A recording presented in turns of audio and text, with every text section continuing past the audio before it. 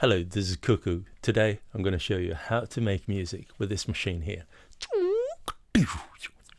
This is the Digitakt 2 by Elektron. The Digitakt 2, as you can tell by the name, is a follow-up of their previous model, the Digitakt.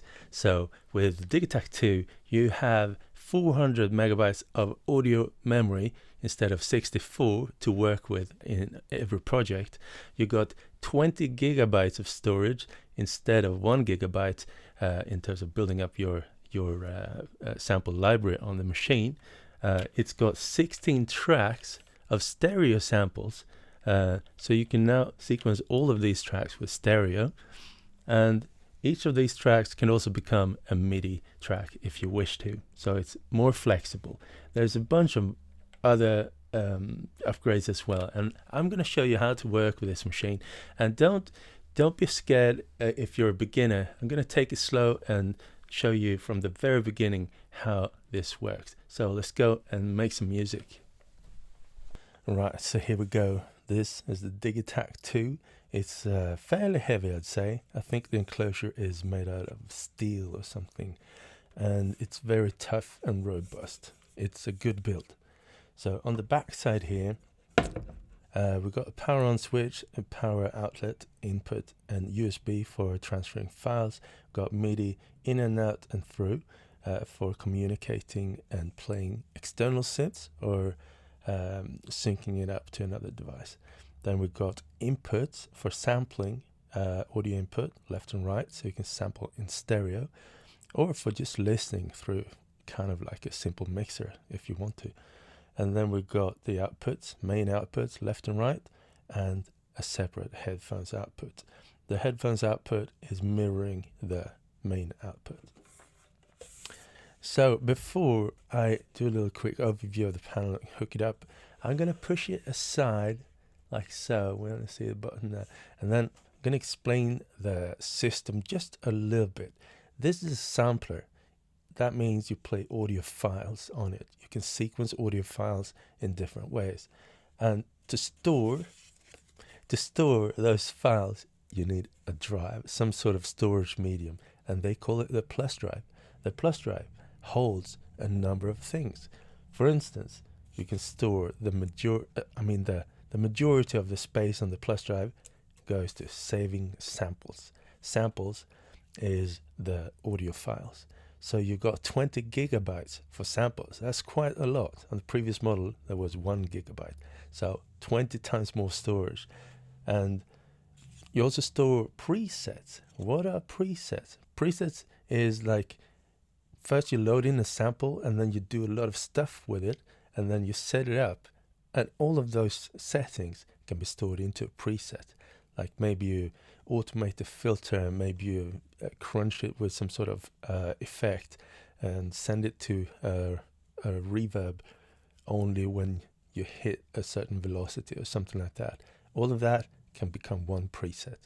So 2048 slots for saving presets on the plus drive. And then we got the mighty project. Now what are projects? Well, projects, maybe I should have that in the middle like so. Project, that's where you store all your musical compositions, all your jams, everything. This is not audio files. This is sequencing data, this setting up all of the tracks, the way you've plotted everything out into the sequencer, the way you've selected whether or not a project should have MIDI tracks at all or just audio tracks and so forth. Project.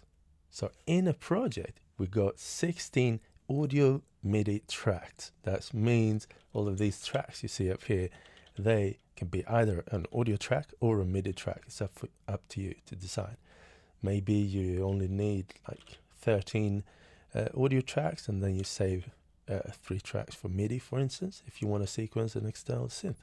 Oh, I almost forgot. The plus drive has space for 124 kits. I'm going to place it there. A kit it's not completely redundant on this machine, but you can just ignore it if you want to. You don't have to care about kits at all. But a kit is how all of these 16 tracks are set up. And if you made like a go-to setup, like you got this specific kick drum, specific drum kit, specific bass, and you know that, oh, that's my go-to kit, I always start out with that. You can save that as a kit and then very, very quickly reload that to a new pattern. So kits.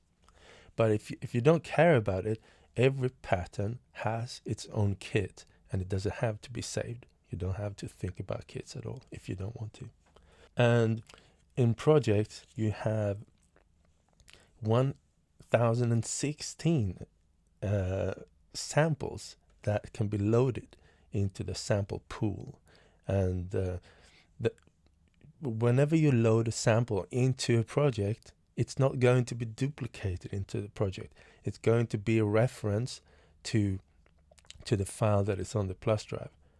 So if you delete the file and then load the project again, the sample will not be part of the project anymore. So keep track of the samples and don't delete them unless you're absolutely sure that the samples are not being used. And in a project, we got space for 400 megabytes of sample playback. So that's the sample memory they've set aside in the RAM memory. And 1016 might sound a little bit odd, but it's 127 times 8. So you got 8 different banks for sample slots in each project, which is 8 times more than on the previous Digitakt.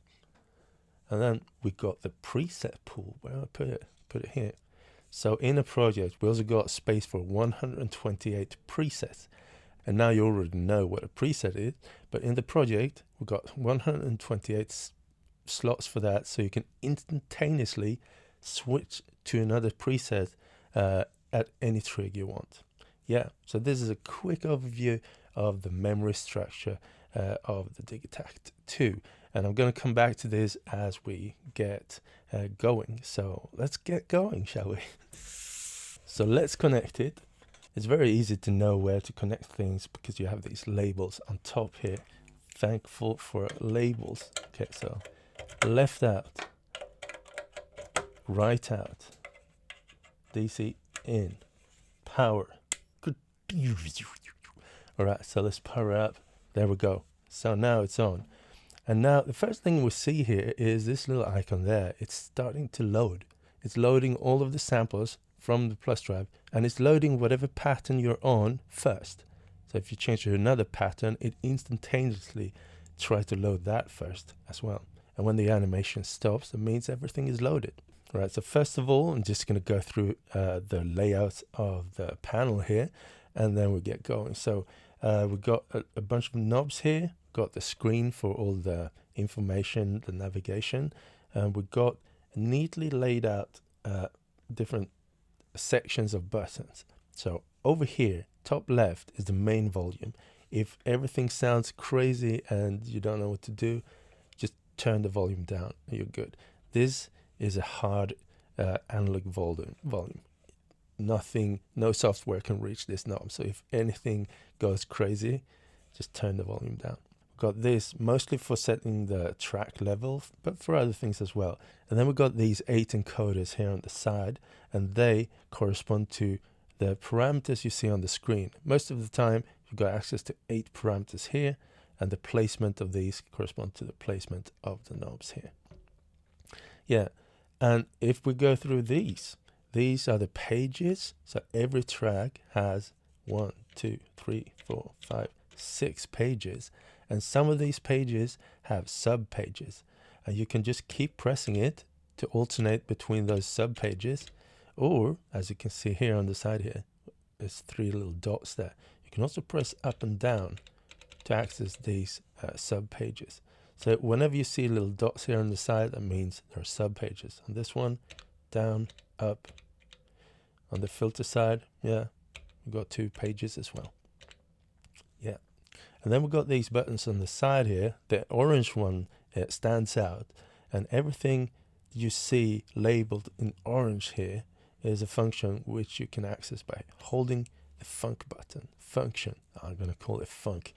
So all of these funky parameters here, like perform, quantize, sequencer, song edit, clear, paste, all of these can be accessed by holding down func. Then we've got the keyboard. You press it to engage the keyboard, and that means you can play a melodic style keyboard for the selected track. And then we've got track for selecting a track silently. And then we've got pattern for selecting different sequences and different parts of songs called patterns. And then we've got songs, which is a place where you can create and store songs, which is essentially patterns lined up to be played back in a successive order with some settings per line if you wish.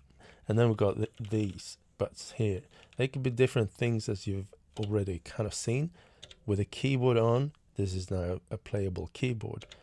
If the keyboard is off, it is now going to play the different tracks. That was a loop there. That was some sort of drum. That was another drum. So it's playing the tracks, whether they are sample tracks or MIDI tracks. But if this one is lit, for instance, now it becomes programmable. Now you're in the edit mode, and now you're plopping out notes on the sequencer. I'm going to go through all of this very soon. Just want to give you a brief overview. Yeah, you see these lighting up here on the side. These are the pages of the patterns. So if a pattern only has one page, that means only one of these is going to light up. If it has a full-on 8 pages, that means it's potentially 128 trigs long. So all of this in the sequencer times 8, or the number of LEDs that are lit up. Yeah. Yes, no, page, cool. So that's a quick overview. I hope it's not overwhelming. Let's go through one thing at a time and get going and make some music. First of all, what I'm gonna do is just press play. This happens to be a little project, a little pattern I made a couple of days ago. So now, if I press stop here, it didn't completely stop. And that's because some of the sounds are very long, or maybe not even stopping at all. So in order to make sure you absolutely stop all of these eternally long samples or loops, double tap it. Now you ensure that even the long samples with a repeating behavior stop as well. I'm going to play it again. Double tap. Yeah, it all stopped. One tap. Loops keep playing. Just stop. Cool. What was it that was playing? Actually, we don't really know unless we kind of decipher the screen a little bit. You can see here up in the left corner, if you keep an eye on the corner there, you can always see which pattern you're on. Right now we're on pattern C01. So C1, that means we're currently in bank C and on pattern 1 in that bank. Every bank can hold 16 patterns. So if I press pattern here, we can see these lighting up. That means there are patterns here. These are not lit, which means there are no patterns here. No pattern data is saved here. So I'm just going to go through a couple of patterns I made. So pattern 2. Now I'll jump to C2. I call it field trap.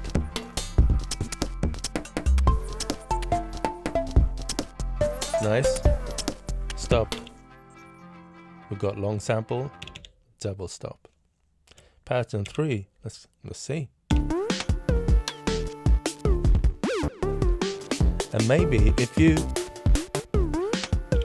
you've been watching my channel for some other videos, you might recognize that this is actually sounds a little bit like my style.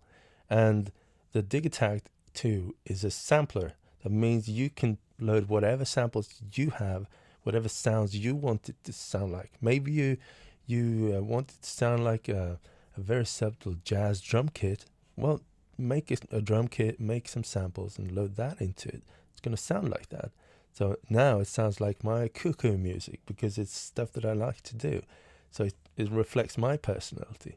But it can sound like hardcore, it could sound like R&B or whatever genre you might be into.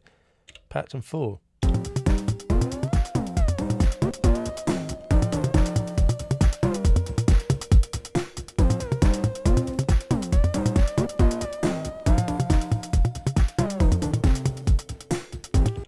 Yeah, I kind of like it.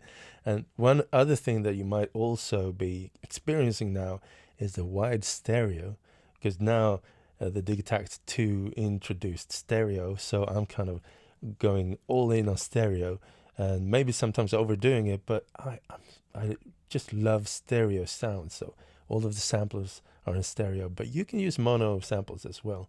Okay, let's listen to one last pattern. Pattern 5. Yeah.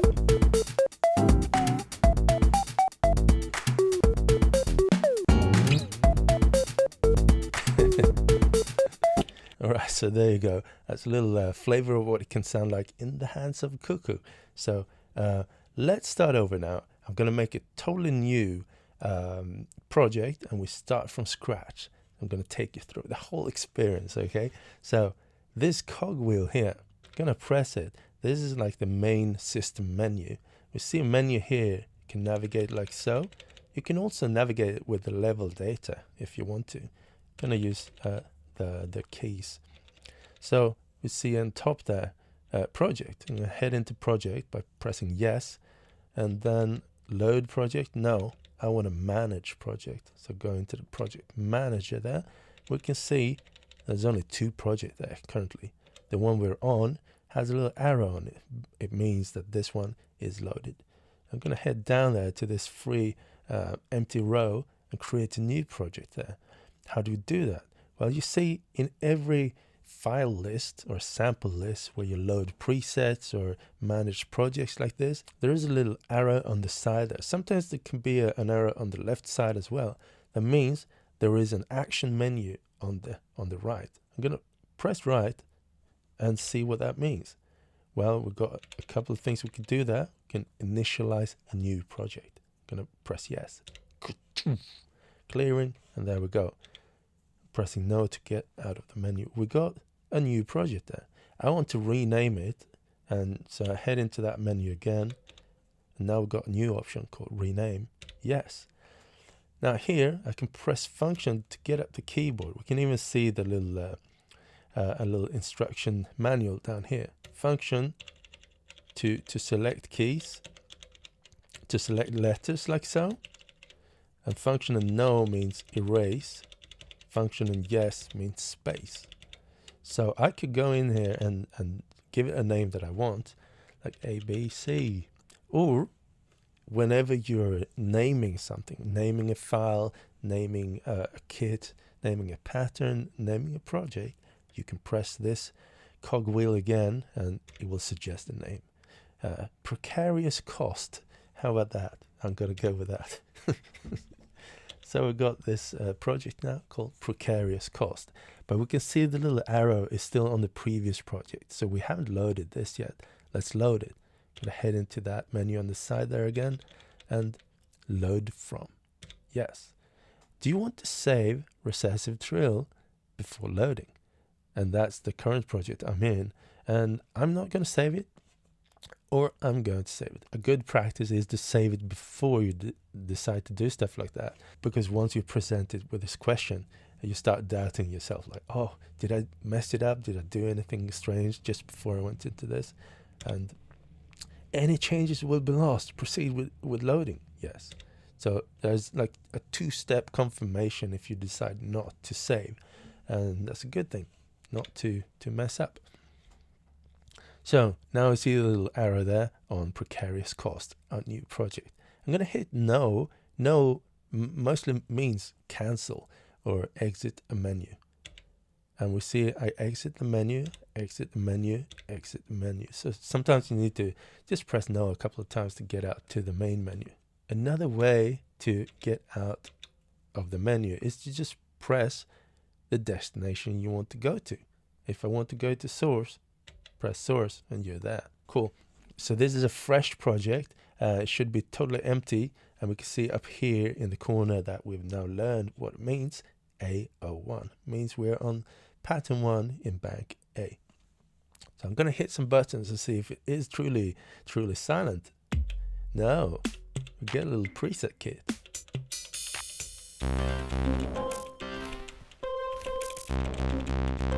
Yeah, okay, that's good.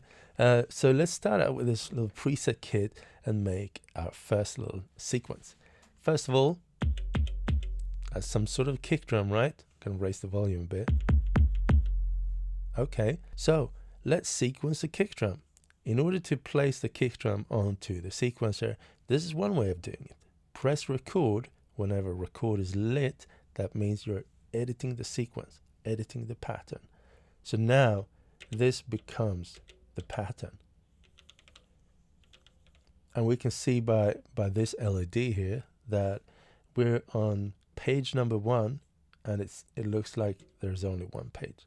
So now I place these little trigs out on the sequencer, and I'm going to press play. Yeah, it plays it. So now if I do this, I can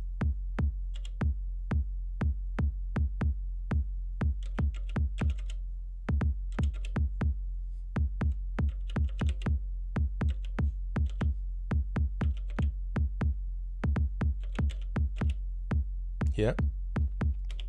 So now we made our first sequence. So always keep an eye on the rec button, because it's crucial to know whether you're editing or playing. So if it's statically lit, you're editing. If it's not lit, you're playing. Very important. So it's editing, yeah, exit, playing. Cool. So in order to edit the snare drum, we just press the snare drum and now head into editing mode again. Now we can see it's empty because we're now in the other track. So I'm gonna press one there.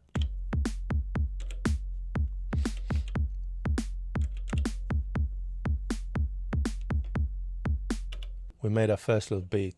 Let's hit exit again and see some hi-hat. Closed hi-hat, open hi-hat. Cool. I'm going to record these in real time. How about that? First I'm going to practice. No recording involved, just pressing play. Like so. Something like that. So I'm going to press record and play simultaneously. Now it's recording. This is flashing. That means it's recording in real time. So rec and play, recording in real time. Flashing means recording. So again, keep an eye on the rec LED there. There's another thing we should keep an eye on as well. Look up here when I press rec and play. Live rec, unquantized. So if I record now, that means whatever I play, the precise timing of my playing will be preserved in the sequencer. So if I play with bad timing, it's going to be there. If I play with intentional, like late timing or kind of a swing feeling, it's going to record that. If I press rec and play again, it says quantized. Hold it down, press rec and play again, unquantized, quantized. So that's a way to alternate between quantized and unquantized. So I'm going to record quantized now. Something like that. Okay, rec and play. Gonna let it run. Okay, now.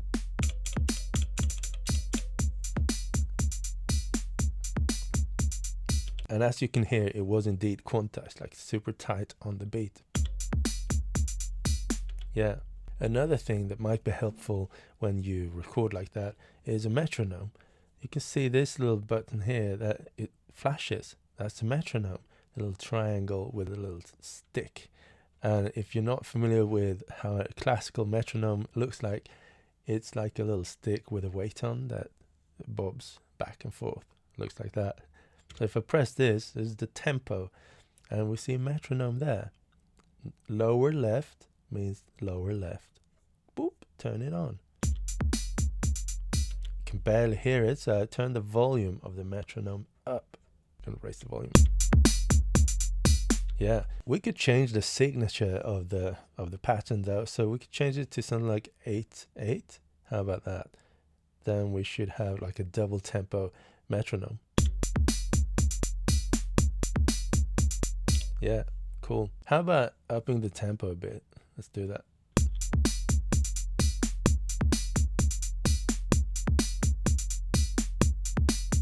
$128. Gonna turn the metronome off and head out of this menu.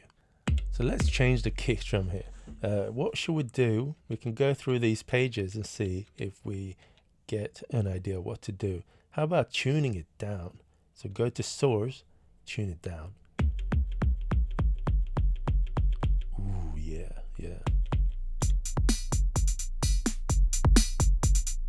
I think the hi-hats are a little bit loud. I'm gonna go to the hi-hat. See level there. Level is always this one.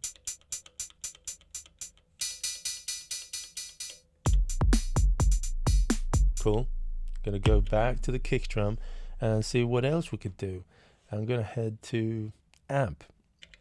Amp is a place where you can change the envelope and decide how long you want this to play and how long it should take for it to release and die. So I'm gonna make this shorter hold time, shorter release time or decay time. How about that? Not too shabby. I'm gonna go to effects, still on the kick drum, and fiddle around with these 3 effects here. So we've got bit reduction, pretty cool. We've got overdrive, yeah. We got sample rate reduction, cool. I think it sounds pretty cool. How about the snare drum? I'm gonna do something similar with the snare drum. I'm gonna try with a bit reduction. Wow, this is crazy. You hear that late part of the sample? With a bit reduction, it gets like crazy. How about overdrive? Now we entirely changed the sound of the snare drum with just 2 parameters, bit reduction and overdrive. But it's still a bit long for this, so I'm gonna shorten it. Again, we could go into the amplitude and make it shorter there. But we could also go into the actual source where we edit the sample. So I'm gonna go down to the second menu to actually see the sample. And we've got start, length and loop. Start, length. I'm gonna make the length shorter. How about that? Yeah, it sounds pretty cool. Maybe go even lower with the kick drum. Yeah. Another thing you can see here, we're going between the kick drum and the snare drum, is that on this page here, on page 2, on the source page, we can see that this is a mono sound. It's just 1 waveform. This is a stereo sound. It's 2 waveforms. So that's a good way of just checking whether it's a stereo or mono file. With these sounds, I would like to make a whole new pattern. So I'm going to press function and clear to clear this pattern. Boom, cleared the sequence. Now it's empty. Going to hit this again, turn on the metronome, get out. 136, golden tempo. Okay, let's do it. Rec and play. It's recording.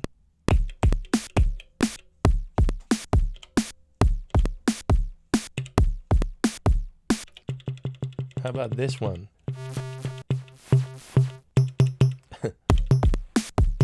I think it sounds a little bit too full and a little bit too much of the low end of the sound. It kind of gets in the way. So I want to make it a little bit more lush. You can think of sounds as frequencies, high frequencies and low frequencies and everything in between. Like with this sound, I would like to change frequencies in the lower mid-range, doom, doom, to make it a bit more lush. Take those away because I feel like they compete a little bit with the other frequencies. So how would I change the sound? Well, we go into the filter. There's a number of ways you can change things in the filter. A filter is essentially, check this out, a way of cutting off frequencies. So less and less high frequencies. And this type of filter can also be changed with the type parameter. I'm gonna go down like that. So it's changing from a low pass filter to a high pass filter. So now it's cutting high frequencies. Now it's cutting low frequency. And this is a little bit of what I wanted to do.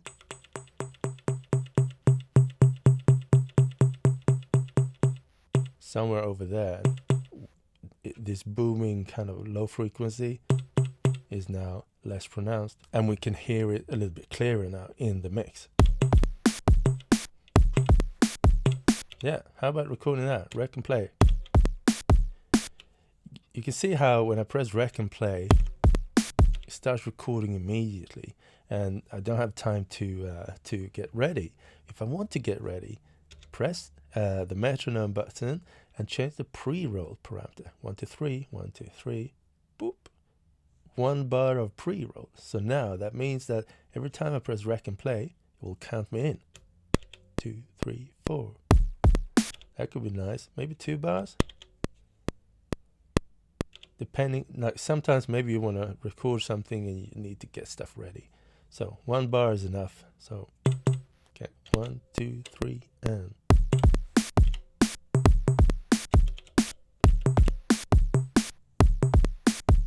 you know, sometimes I just forget that the metronome is on, and then this little tick becomes a part of the song. And then when I turn it on later on, like, oh, the metronome is on, it sounds a little bit more tame because I forgot the metronome. So just pay attention to whether or not the metronome is on, because sometimes you might forget. So now it's off. While it's playing now, we can change the sounds while it's playing. So if I want to fine tune the filter again while it's playing,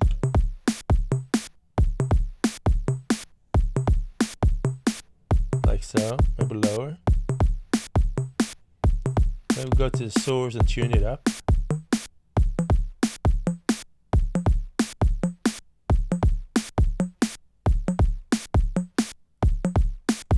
Filter.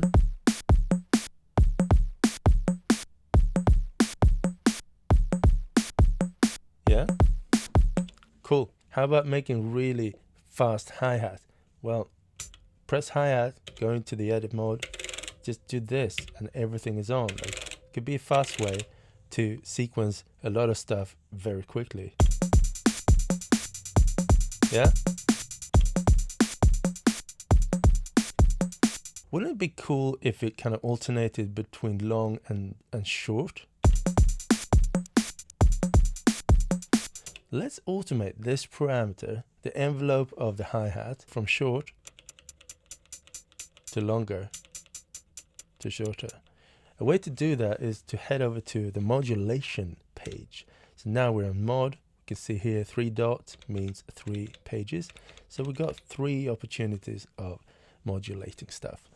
The modulation is speed, and you can fade in and out. You can choose a destination to what parameter you want to modulate. You can select a waveform that dictates how the value is changing over time. So let's use this preset sine wave there. Select the destination by starting to twist this, and we want to change filter amp decay time. We can either press the encoder or to select it, or press yes to select it. So now we set up our first modulation, amp decay. Nothing is happening because the depth of the modulation is not set. Short to long. So we can change the BPM multiplier and the speed. Okay, let's play it.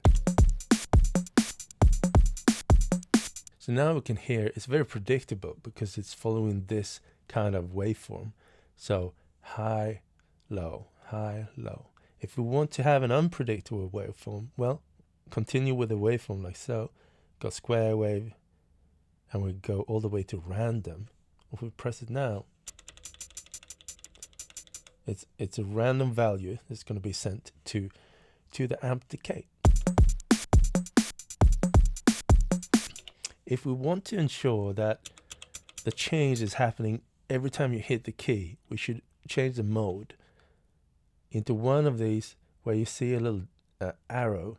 That means that it's going to restart every time a key is pressed.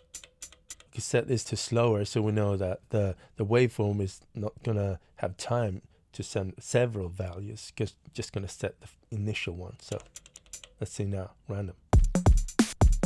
The waveform is going up and down, so we never know if it's a positive value or a negative value. So we should go to the amp and set the value that we are modulating to somewhere in between, not the long and not the shortest, but somewhere in between, because the value is going to change both on the positive side and the negative side. That's pretty cool. How about go to the modulation again, but we go down to the second modulation, and we send a similar modulation but to another parameter. I was thinking source tune, and that will essentially tune it up and down. So let's see. Now you can hear it going that, maybe slower. Yeah, like so. That's pretty funny. Maybe too much.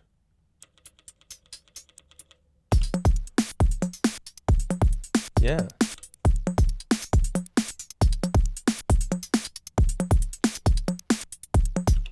This is stuff that I like to do. It's becoming fun. Now I'm smiling. So let's try the keyboard as well, shall we? A bass, yeah. So we've got the keyboard on.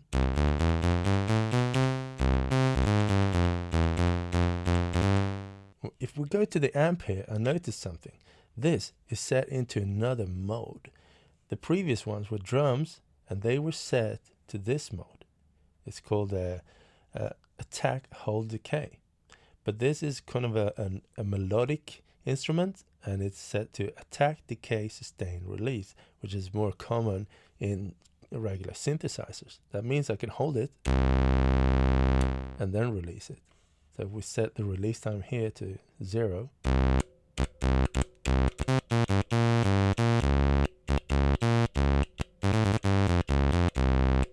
Cool. We can set the decay to lower. So we can go to filter, do something like that. Yeah. So let's animate this parameter. Now we've learned one way to automate a parameter by modulation, but with a filter, it has its own envelope. So you don't have to use up the modulation for that. I set it to the endpoint here, and I use the envelope depth. And the envelope is up here. Slow, faster, faster, short. Frequency resonance. Yeah. Yeah, that sounds cool. Amp again, maybe. How about that? Sounds kind of cool.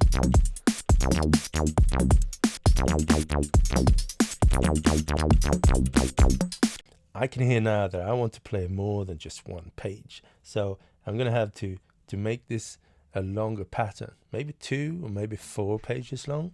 So let's explore that. How do we do that? We press function and page. So now we're in the page setup for making the sequencer longer or shorter. We can see these are lit. Actually, I can make it just 1 trig shorter. Now it's 15 trigs long, which is kind of odd. You can hear that. It starts over. Now it's back to 16 trigs long. So I want to add a whole new page, and a quick way of doing it is just press page again. Boop. Now we see 1, 2 dots there. It's twice as long.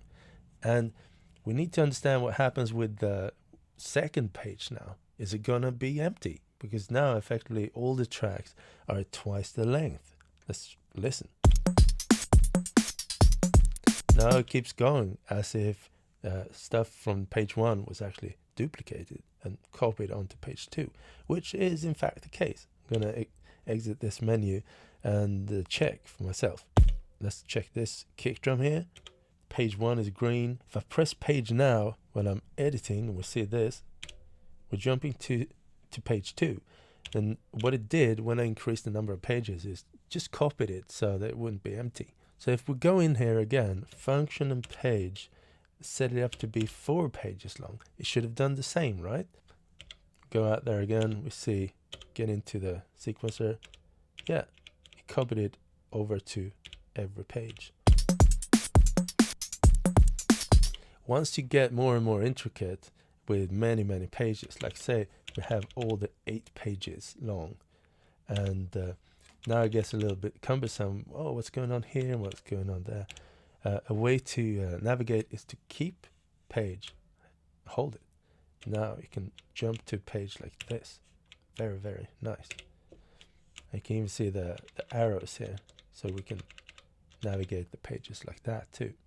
I'm going to show you something else. I'm going to go back and set it to 1 page long, and I want to set just the bass to be longer, not all of the tracks, just the bass track.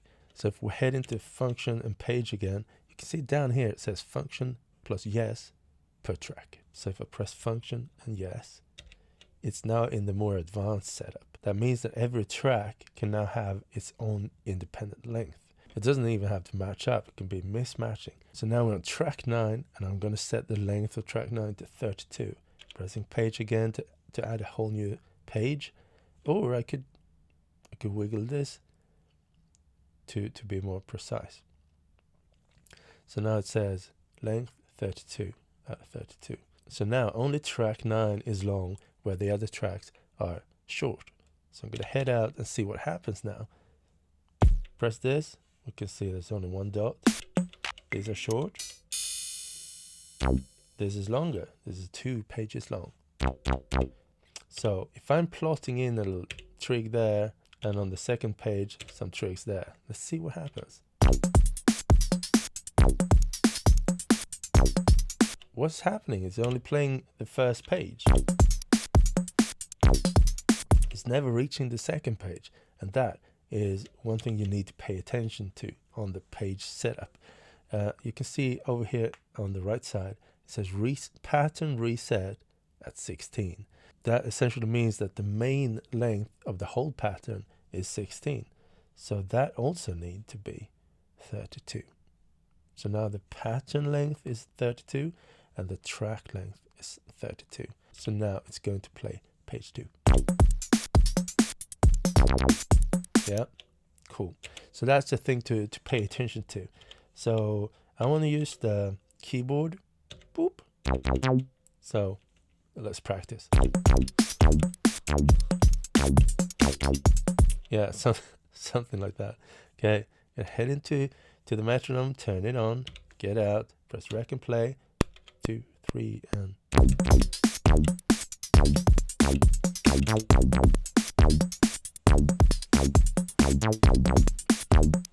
yeah, so let's head into the edit mode again and see. How about the second page? Down. It didn't really work. So if I press and hold a trig in this edit mode, I can press yes to preview it. And then we can go to the trig page. Let's see what notes I played and change that parameter.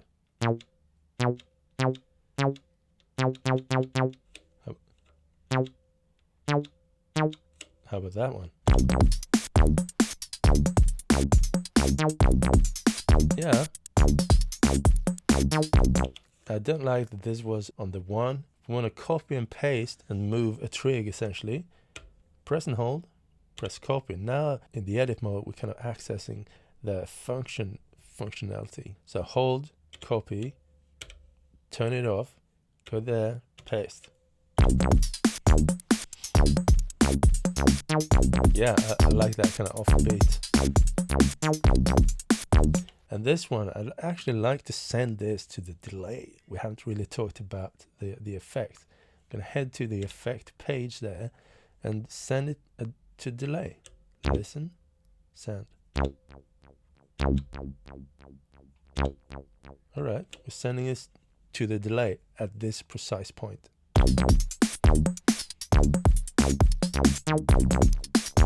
Well, it kind of worked, but I would like the delay to be faster.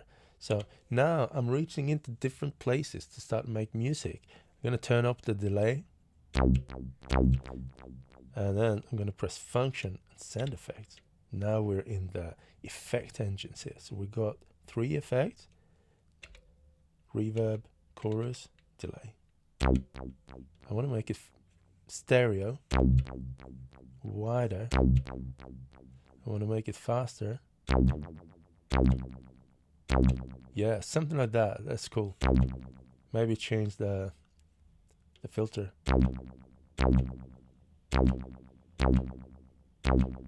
Yeah. Maybe send it to the reverb. Cool. Now let's listen. Well, now I just turned on the effect on everything just to try it out. So now I'm gonna turn it off again. Head into the sequencer. You can see this is flashing a little bit. That means that it has a parameter lock on it.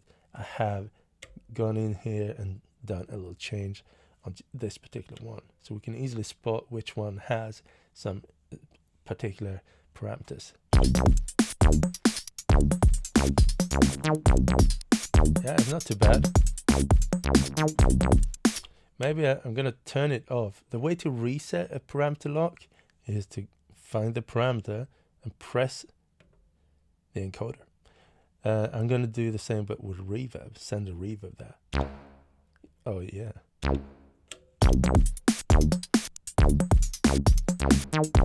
That's pretty cool. But again, I want to change the reverb. I'm going to head into send effects. I'm going to go down to the reverb and make it longer. Longer decay time of the reverb. Epic. Cool. Now I'm going to send the high note there to the delay instead. And reverb. Right.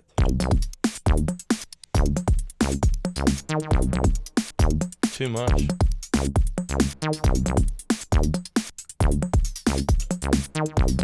Yeah, it's not too bad. If I want to play it an octave down, press keyboard and down. Sounds pretty cool. Let's head into the filter again.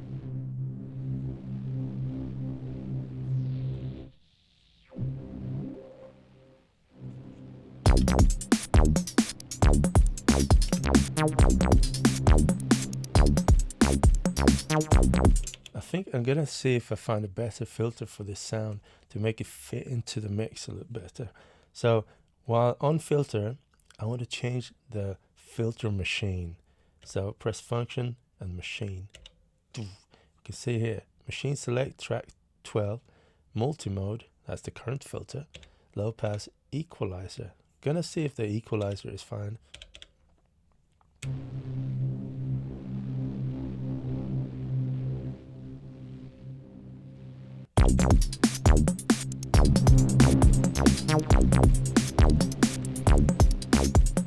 Filter, machine, comb. Let's try the comb.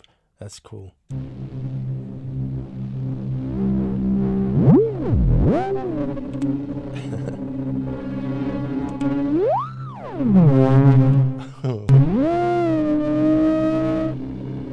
It's kind of a tuned filter. That is that's interesting.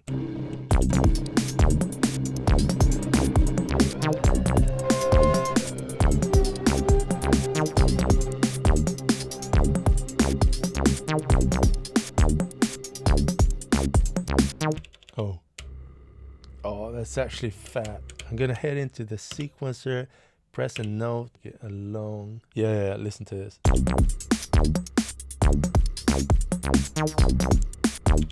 Yeah, we can hear that it's firing every time this is looping. I could add a page and make it longer, but I want to show you something else.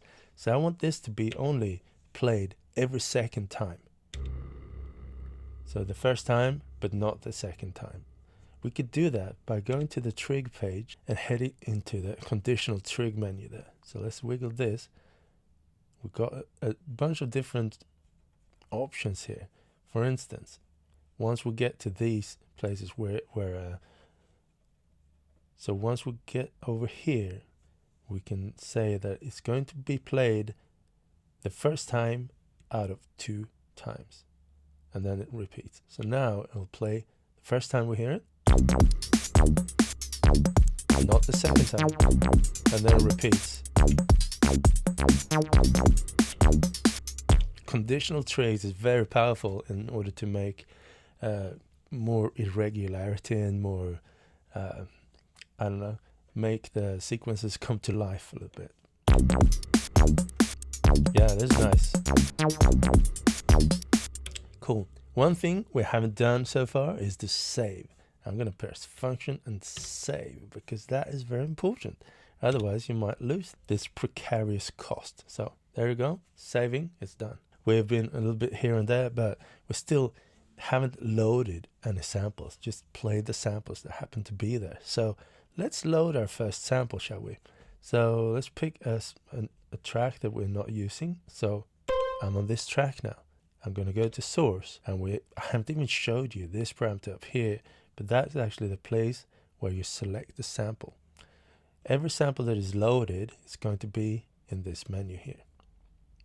And we can see, if we head down there, this menu is going all the way down to 127. But we could also see that there is A, B, C, D, E, F, G, H. So in order to alternate between those slots, those banks, we navigate it like so. So bank number A is where we're at now. First of all, let's just listen to it. That's the kick.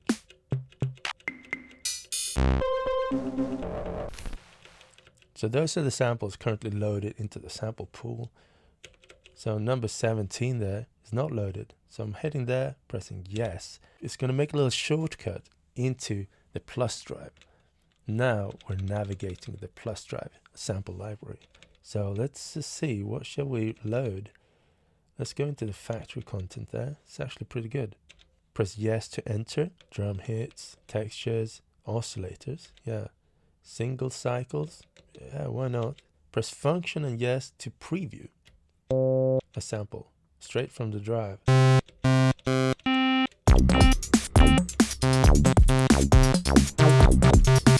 Yeah, how about the square wave there? I'm gonna press yes, and now we see it's loaded into that slot. So that was a shortcut straight from this page into loading a sample. Let's listen to it. It's so short we can't even hear it, but we could hear it there in the menu. So why can't we hear it here? Well, it's actually just one cycle long, so it's too short to listen to. We need to set up the play mode to be looping. Boop, like so.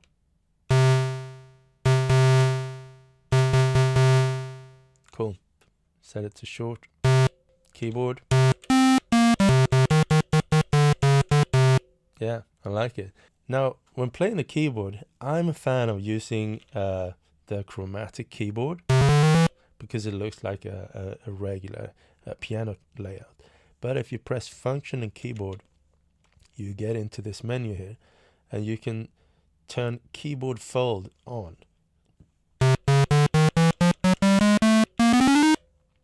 And then it's going to adhere to the scale you choose here. So ionic scale, Dorian,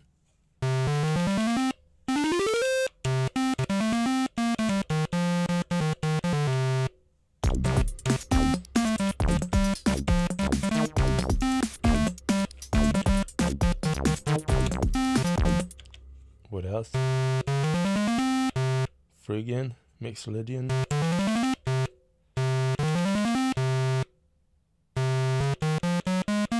Oh, nice. Okay.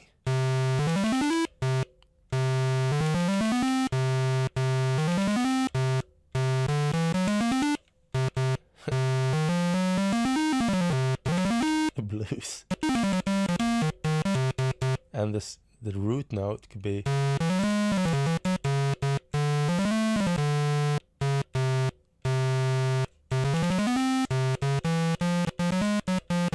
Persian. That's cool.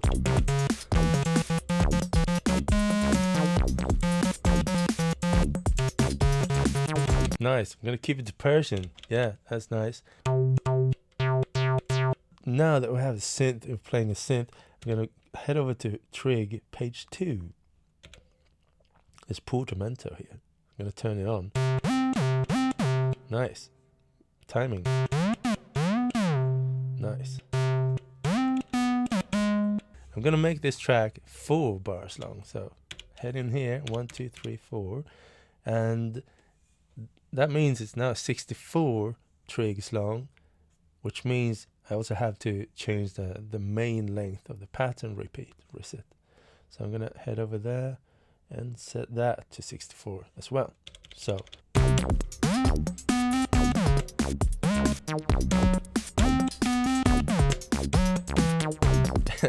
yeah, how about that? Set up the modulation. I'm gonna just try it out now. A little faster. Gonna reset this. A way to reset a parameter is very often to press function and turn it. Then it's gonna snap to the reset value. So now I'm gonna head into the sequencer. This one, okay, I want to change this into a. Okay, let's see what it sounds like.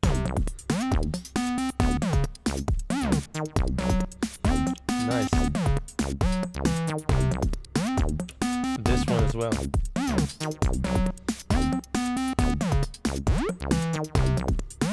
This one.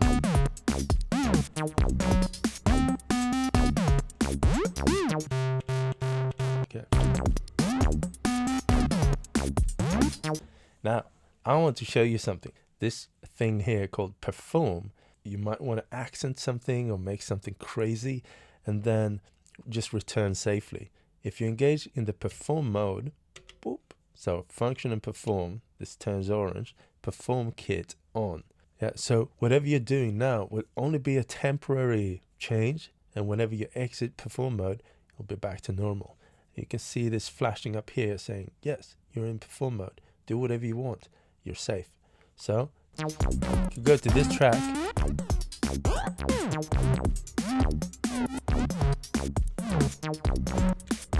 Maybe going to the kick drum, doing something there.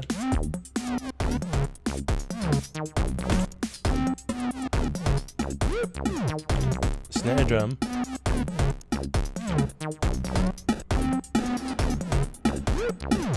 Now, it's a little bit crazy. So now, if I exit perform mode, it'll be back to normal. Function and perform. Not crazy anymore. Alright, so one thing now that I want to show you is the mixer and the kind of main compressor.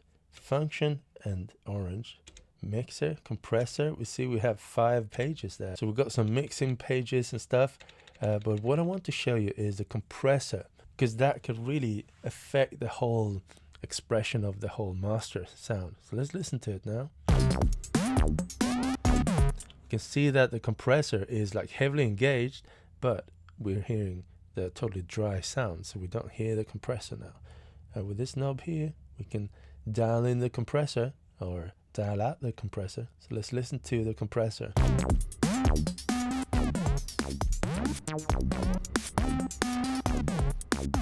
It's currently really aggressive and the threshold is maybe a bit too low. So compressor works like this. Certain audio level is hit through the threshold. Whenever the threshold is met, it's ducking down the volume in order to reduce the dynamics of the sound. And you can also boost to get it to sound louder while compressing it down. So in order to make it sound good, it's all totally up to you. But generally speaking, if the threshold is very low, it will be very aggressive. So if I bring the threshold up a bit, bring the attack a little slower maybe, the release a little slower, make up gain a bit more, the ratio, compressing it harder,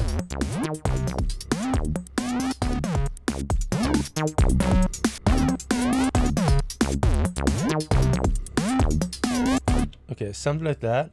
And now if I listen to the dry mix again,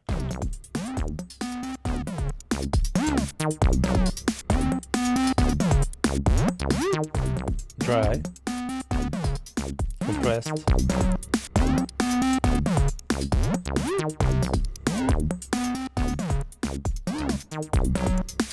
a good practice is to make sure that the output volume is about the same when you compare the dry sound to the compressed sound, because if the compressed sound is always sounding much louder, you'll always feel like, oh, the compressor is so impressive. But in fact, if you make it sound virtually as the same volume, you can be a bit more subtle and hear the differences. So dry, compressed,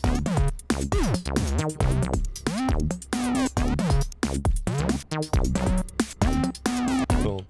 This parameter here is the sidechain filter, and basically if this is centered, the whole spectrum will be analyzed and reacted to. But if we wanted to avoid the kick drum, we can dial this up a bit to avoid the low end. And the other way around, if we wanted to only react to the kick drum or the bass,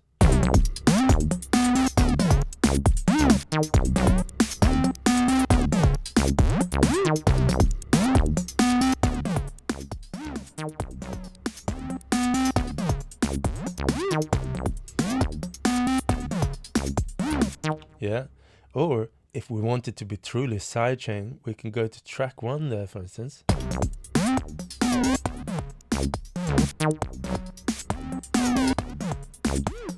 Now it's actually using track 1 to trigger the compressor. Track 1 is a kick drum. So every time that kick drum plays, we're ducking the sound. Another way is to, if you have an external sound coming in, you can actually dial in that as a source for the compressor. So in left and right, I don't have any external source right now, but it could be like a drum machine on the side, and then that could be the sidechain. I'm gonna go back to compressor here, threshold. Cool, I think it sounds cool. It's a good compressor, I like it. Cool, so now we made our first pattern. It took a while because I wanted to show you different stuff. And the pattern is pattern 1. If I want to copy this pattern, press function and copy. It's copying the pattern. If this one is lit and we press function and copy, we're copying the track that we're editing. Unlit, copy pattern. Head to the destination slot, paste pattern. Now we have 2 different patterns. Pattern 1, pattern 2. Sounds the same. So now in pattern 2, we can make like radical changes. Filter. I'm gonna control all.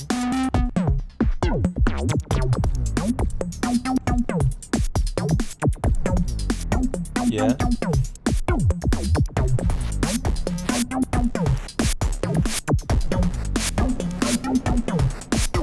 How about this? So now we made a really radical change. We can go back to pattern 1. And while it's playing, it's going to play pattern 1 to the end. And now it's queuing up a pattern change now. You can see it's flashing. It's sick. Back. So you can do pattern changes a little bit ahead of time. Yeah, one way to perform is to mute and unmute tracks. Let's do that. By pressing function, this turns into green or purple. Green muting means global muting. So now we're in pattern 2. We just muted these 3 tracks. If I head to pattern 1, function, we can see, yeah, these tracks are still muted because it's a global muting. If you press function and mute mode, first of all, you see the color you're in. Second, it changes to the other color. Well, two things happen. We're in a different mute mode, which is the purple mute mode. This is local per pattern. And the other thing that happens is that we're currently in the latched mute mode. So it's now waiting for me to mute.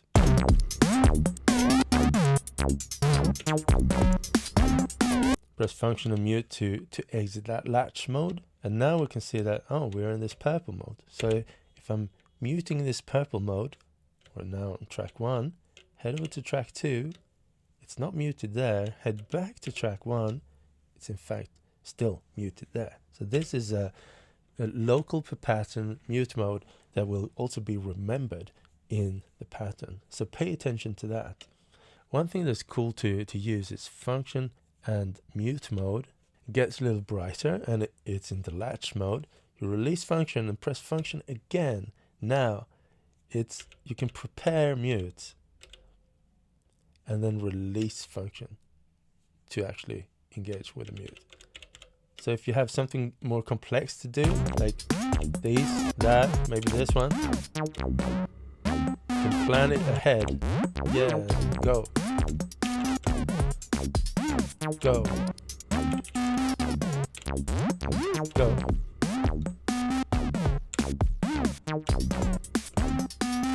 Cool. So I want to show you how to get into the sample library and just load a bunch of samples in one go. So let's do that. We see samples down here. So let's press function and samples. See plus drive. Yeah, let's go into the plus drive. And I'm going to load some samples that are created with native instruments. Let's see here. Function and yes to preview. A clap. I'm going to press yes. And you can see it's hooking, creating a little hook there. So that is going to be loaded. This one, yes. This one. This one. Yeah, this one. This one. Okay, I selected a bunch of them now. They're still marked, as you can see in the menu. We see the right action menu. I'm going to press right and say load to project. Yes. So it's loading 11 samples. Now these samples that I just loaded are placed last in the list, in the sample pool. Change this parameter. Clap. Yeah, now we've got a clap. In the beginning of the video, I was talking a little bit about presets. And now we don't have any presets. We're just making everything up on the fly. But whenever we press a key now, we can see one shot preset 3, preset 2. These are now presets within the kit. It's saved into this pattern. But we haven't saved them anywhere. We haven't saved them on the plus drive. If we save them on the plus drive, we can then recall these presets in any scenario as long as the samples are loaded. So how about this kick drum? Yeah, I think I like it. I like what I did. So let's save that preset. So I'm going to press this little icon here. It's the preset and kit icon. So I'm going to save this preset now. Save it to here. What I'm going to call it? Well, suggest something. Envious. Yeah, how about envious? And then on the next page where you save it, press yes. You can tag it to what sort of sound it is. It's a kick. Save. So the next time I press that now, we can see that, oh, you named it, you created a little preset. How about this one? Save it, go in there again, save the preset. I'm going to call it just beam bite. This is not a kick, this is a snare. Cool. Beam bite, envious. So now I saved these presets on the plus drive, but they're not part of the 128 presets in the preset pool. That is a separate memory. If we head into this menu again, the preset menu, and head into the pool, we can see that the preset pool is in fact empty. So we can see here, we've got this little side menus, and this is the first time we see the left side menu. Let's check it out. It's a sorting menu. Check out the right menu. So I can actually save these straight into the preset pool. Save to here and views. Yeah. So now this is in the local preset pool. So these are local to this project. How about the next one? Save to here, beam byte, save. This one, save it here, right, save to here, Tom. Oops. This one, save to here, hihat, and there we go. Maybe save this as well. I'm gonna give it a name. This is Hattori. So now this one is the only one that we haven't even saved in the preset. It's only saved in the preset pool. This is interesting. This one saved to here. So now we've got eight presets in the preset pool. So when can we use the preset pool, you might ask? Well, there are two main cases for using the preset pool in a project. First of all, I'm going to save this project. And one is to be able to, at any point in a sequence, grab a sound from the preset pool,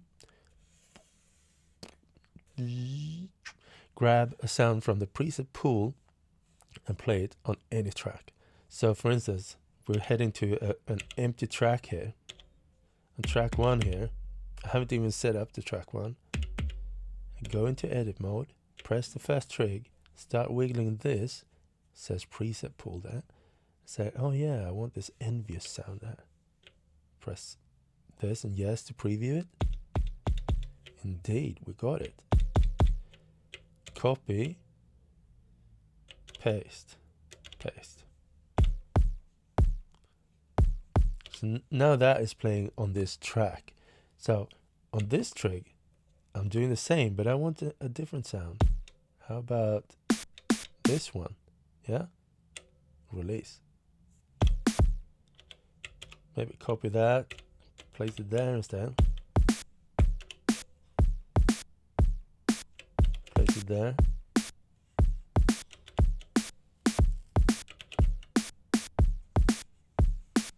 So now both of these presets are playing on the same track. So we've essentially saved a track by placing more stuff on one track. In some cases, that is really, really useful. How about another one?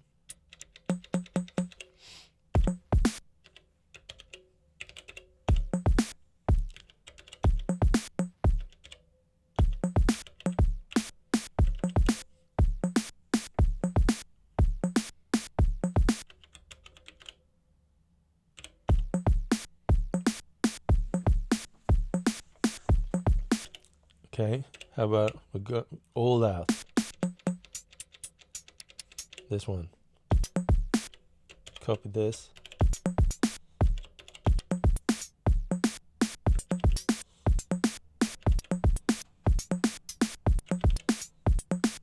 Okay, and then on this one, I'm gonna, let's see which one. This one, bass.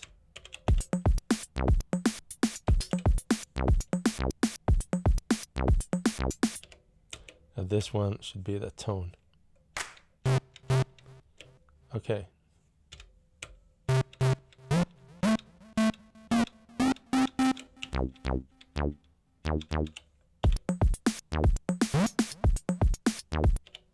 Maybe this one could be a bit beefier.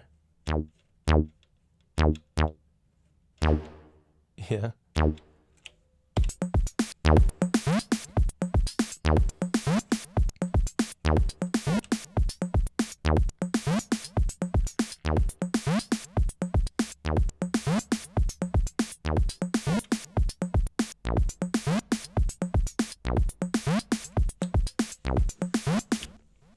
So now we used one track with all of those presets. It's pretty cool. Maybe we can even add some swing on the metronome page, like so.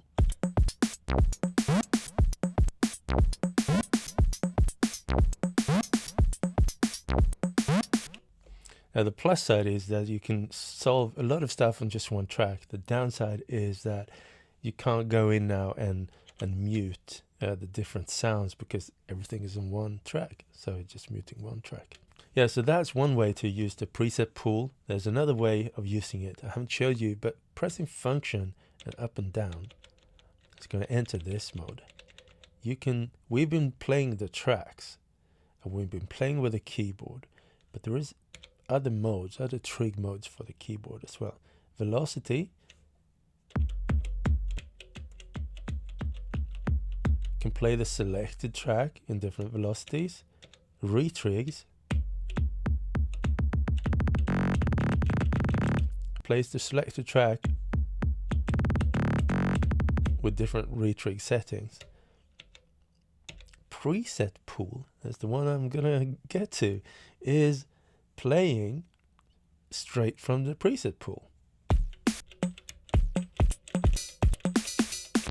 But it's playing that on one track. So if I head to another track now, turn on the metronome, make it a couple of pages long. There we go. I can now play and sequence stuff into one track straight from the preset pool. So let's go. 1 bar pre-roll, let's go.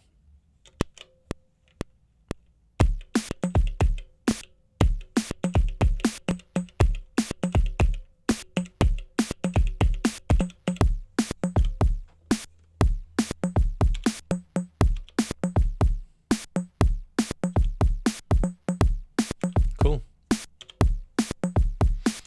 Turn off. So, and that is really cool. I'm gonna head back to the familiar tracks mode though. Yeah, now I want to show you how to sample and edit samples. And it is a sampler after all, and we can sample through the input ports here. I want to start with sampling from a vinyl player, just some beats or some bass synth sounds. Let's do that. I'm going to use this one because it's so small, and we're going to put it into the input. There we go. Courtesy of Roland, I got some pretty cool bass line dramatics. Yeah, this one suitable.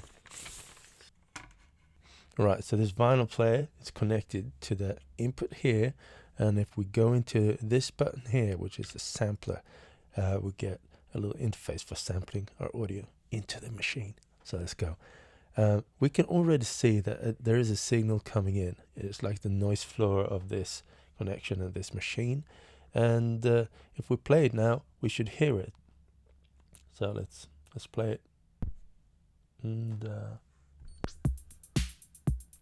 there we go. We can see a healthy signal coming in there. Is it too hot? Not sure.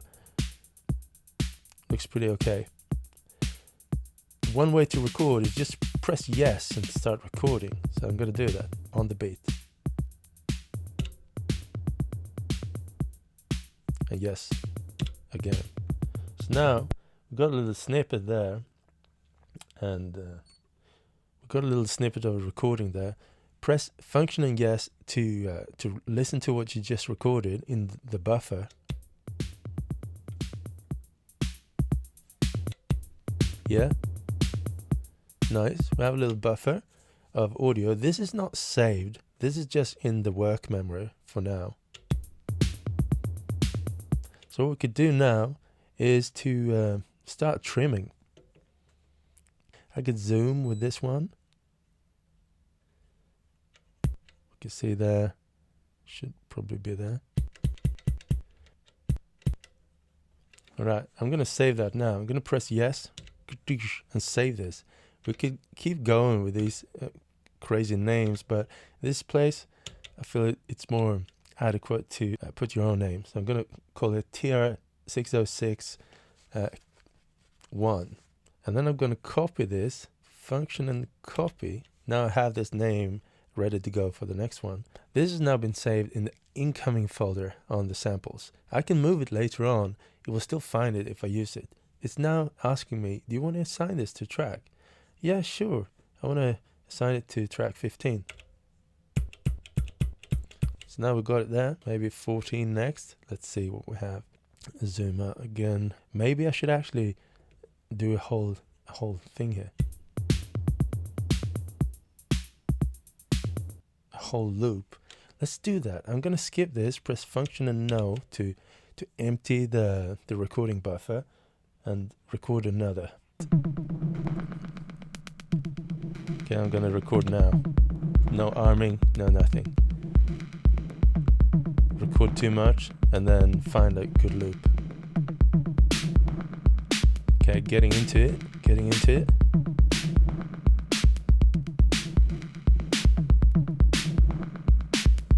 I think I want more of that stuff to happen later on. Maybe now. Oh yeah, there's one. One more loop. A little overlap. And then we're good. Yeah, that sounded pretty good. Let's listen to what we have here. Function and yes if preview. I'm gonna trim it into here. I think it's over there somewhere.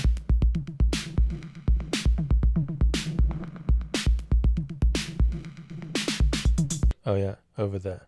So zoom. I don't know. Over here. With function and zoom, I can zoom vertically and this. Cool. Is that good? Zoom in again. 1, 2, 3. Yeah, that was correct. Okay, so now we've got a loop. I'm gonna take this loop and I'm gonna press yes to save that loop. All right. Save. So now it's going to ask me again, do you want to assign a sample? Yeah, sure. Let's assign it to track number 14. Goodish. So done. Let's see. You can see now that I hit no, we still have the recording buffer in the buffer. So this is green now, meaning there is something there. It's not used, but it's there. You can trim it and start cutting more snippets out of it. So let's see. 14, right?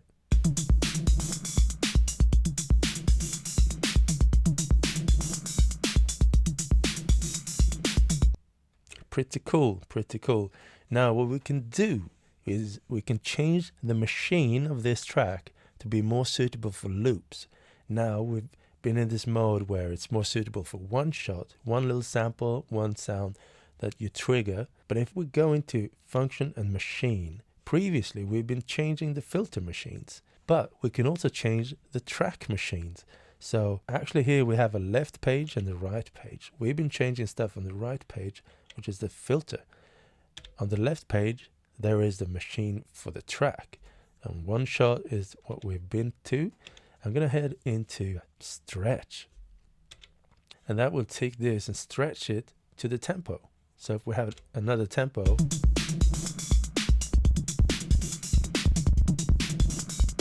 it will stretch it to that tempo. You can hear little artifacts coming in. It's not like a super high-end stretch. It's more of a sort of granular type of stretch. It's pretty cool though. And the other machines, function and machine, Werp. Let's try that one, see what happens there.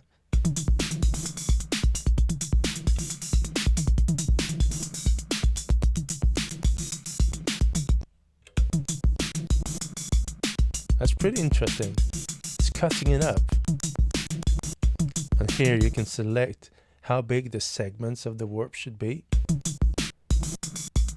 8th, 16th,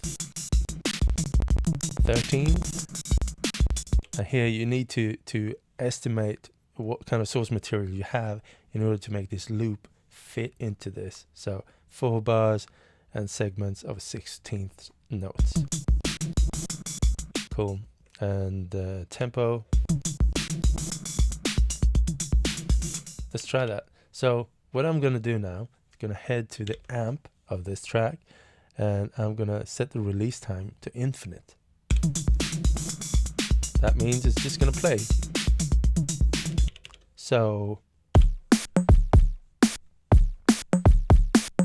This is what we had going on this track before. So if we now head into the sequencer of this track, track number 14, place a trig in the beginning. This is now 4 pages long, and just let it play.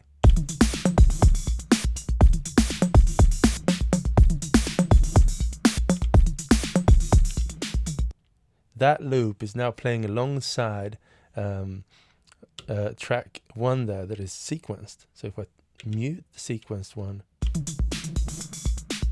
we got this.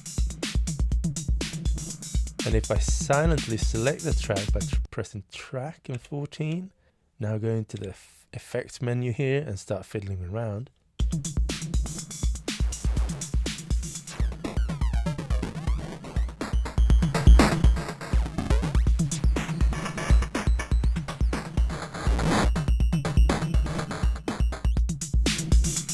Go to the filter. So now let's change this and sample a bass instead. It's around there. Saving. But maybe re-pitch.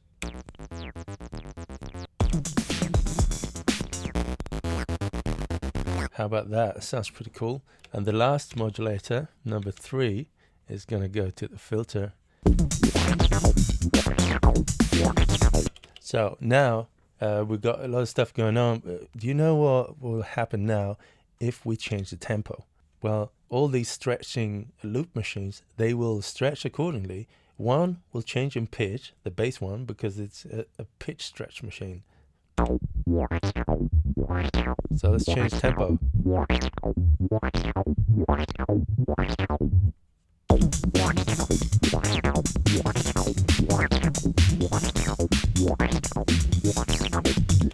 There is a way of sequencing stuff without triggering stuff. If I go into the sequencer and I want to enter a trig-less trig, by just pressing, it gets red. That means it has a trig. By function pressing, it gets yellow. That means there is still, you can still sequence this trig, this step, but it's not going to trigger any new sound. For instance, right here, function and trig, hold it down, change the mode to reverse at this point. And then it's going to keep playing in reverse until we set this to forward again, which is pretty cool. So I could copy both of these, for instance. Copy, paste here. Paste it a little here and there, see what happens.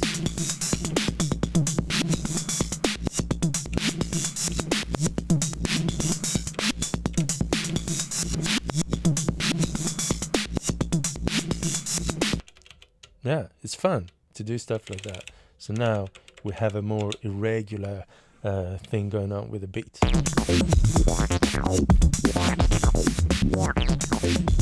This is a mess. Sorry about this, but just keep building up stuff and then it gets messy. But let's head to a totally blank place and start from scratch again.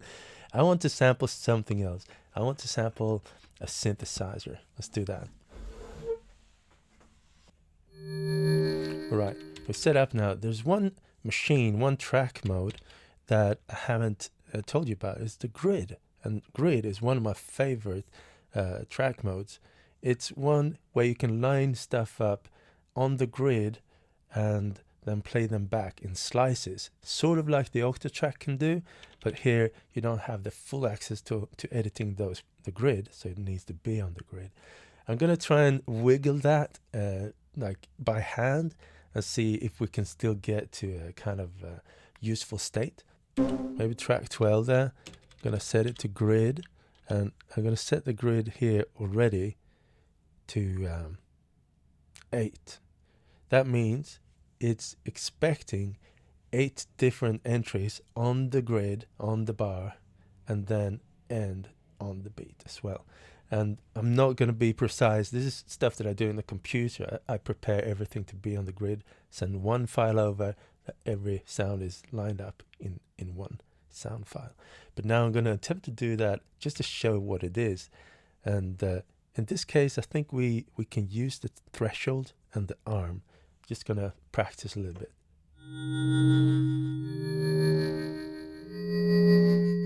Maybe I should do it with the metronome on.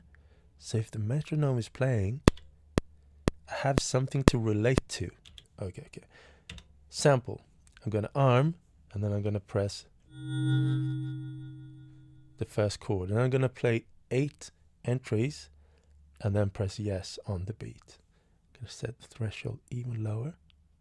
There we go. Right. Once I arm it, it's going to record once the threshold is met, and then keep recording. Press arm, and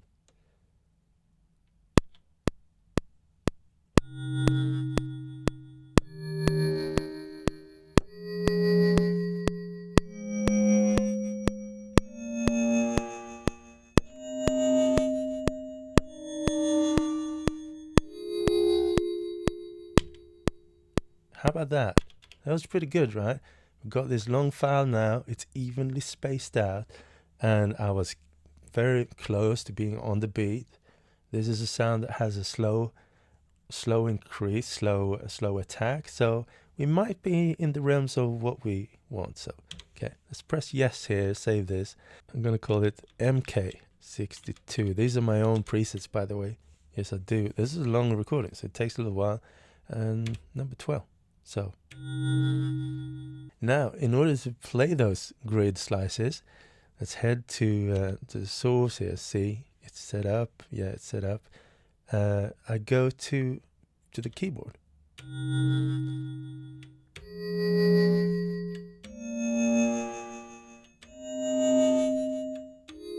We hear a little overlap in the beginning there, but I think it's kind of charming. And go to setup here to turn keyboard fold on. Still chromatic though. Yeah, cool. Maybe center the reverb. Make that function and reverb. Go down to the reverb longer.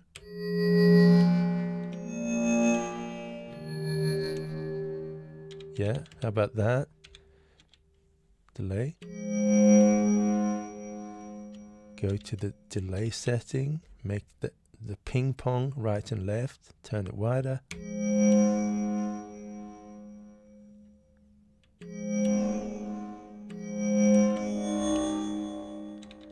Okay, keyboard and record. 1, 2, 3, and...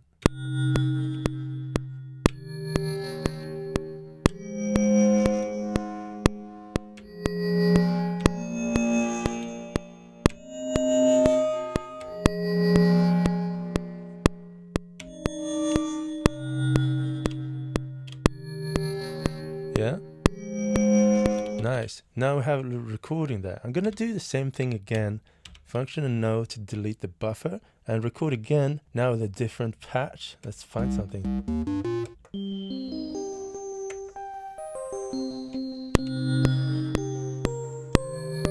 Oh, that's nice. Okay, I'm going to take this. So I'm going to do the same thing there. I'm going to play it on the beat, but this time I'm going to make 16. 1, 2, 3.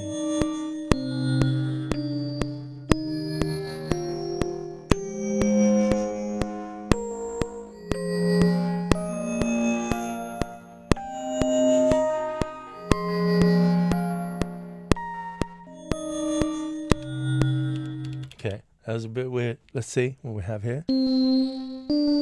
Okay, yes. And I'm going to save it to track 10. Boop. Set track 10 to be grid, and we want it to be 16. Keyboard, yeah. Cool. I want a tune, a vibrato. Fade it in.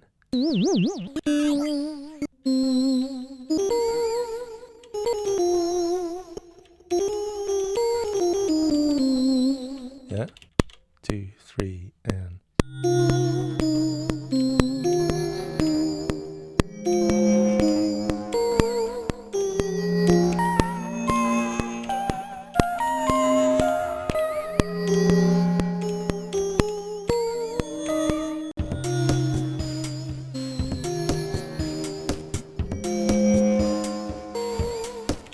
Yeah, not too bad.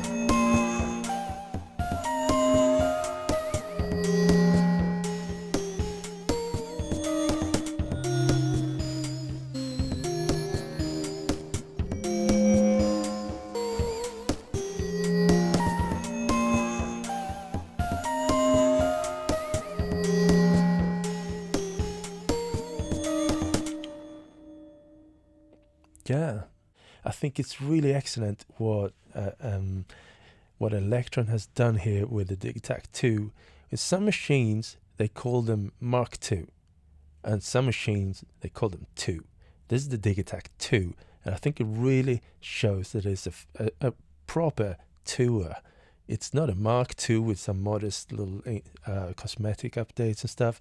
This is a true successor, and I really appreciate that. Heaps of new ways of making music and stereo landscape and everything. And what's under the hood is also very exciting to talk about. I haven't spoken about that to anyone, but under the hood, if you were to open this up and you know your stuff in electronics, you'd see that parts of this is indeed still based on hardware from the first Digitakt, but in fact we're seeing the first ever product from Elektron when they're kind of soft launching their new technical platform, and that is very exciting for me. The reason they can increase so much with all the functionality and everything is the new platform. It's kind of a mother brain on top of the old platform in this case. So taking this old platform to whole new grounds, and in the future we'll see the true nature of the new platform, where new machines will come out based entirely on the whole new platform. The new platform is more, from what I've understood, easier to program, easier to update. It's more of a general purpose processing, where the old platform was more super low level hardcore programming required, which made it super tedious to upgrade and also reaching the limit to what each platform could do in the past. Whereas now it's not limitless, but the limit is way higher. The CPU load can be much higher. We can expect, I'd say, without over-promising anything, we can expect many interesting updates to come. And also in the future, we can expect new machines being launched entirely based on the new platform. Congratulations to Elektron for soft launching, like in secret. I'm going to make it public, but in secret, soft launching the new platform. I'm so stoked to see what's to come next. So with all that being said, if you enjoy the stuff that I'm doing here on YouTube and you appreciate my work, please consider throwing in some donation over at my Patreon. I appreciate that very much. And thank you all of you who support me on Patreon. That means so much to me, and it means that I can keep making interesting content here on YouTube, and it keeps my motivation high. So please consider throwing in donation over at my Patreon. That is my lifeline. Thank you so much for that. And more to come, more Digitakt 2 to come. Digitakt 1 has been my go-to for a long time. Digitakt 2 is now my new go-to when it comes to samples. One thing I want to say that I haven't shown at all, and I haven't even tried it, is Elektron told me that this is backward compatible. You can take projects from the Digitakt 1, put them over here, and it will just work. Yeah. Another thing I haven't showed you is the MIDI tracks. I'll show you in a different video. Thank you all for watching, and see you soon. Hope you're all well. Peace out.